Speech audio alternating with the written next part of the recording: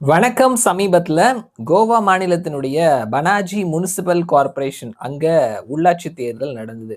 இந்த மாசம் 11ஆம் தேதி தேர்தல் நடந்தது. நேற்றைக்கு வாக்கு எண்ணிக்கை நடந்திருக்குது. மொத்தமா 30 வார்டுகளை உள்ளடக்கியது பனாஜி முனிசிபல் கார்ப்பரேஷன். அதனுடைய முடிவுகள் என்ன? தேர்தல் முடிவுகள் என்ன அப்படின்றது தெரிஞ்சுக்கலாம். இந்த முனிசிபல் கார்ப்பரேஷனுக்கான வாக்குப்பதிவுல 69.07% வாக்குப்பதிவா இருக்குது. மொத்தமா 69 வேட்பாளர்கள் களத்துல இருந்தாங்க.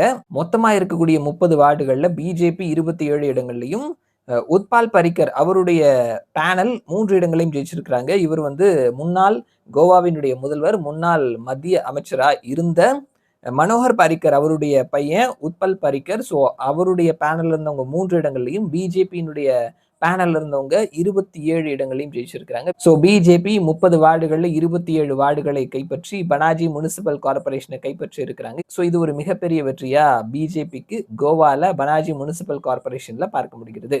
இந்த செய்தி எல்லா ஆங்கில ஊடகங்கள்லயும் கிடைக்குது. ஸோ சந்தேகம் இருக்கிறவங்க அதில் போய் செக் பண்ணி பார்த்துக்கலாம். மறுபடியும் நான் உங்களை இன்னொரு வீடியோவில் சந்திக்கிறேன். அது வரைக்கும் நன்றி.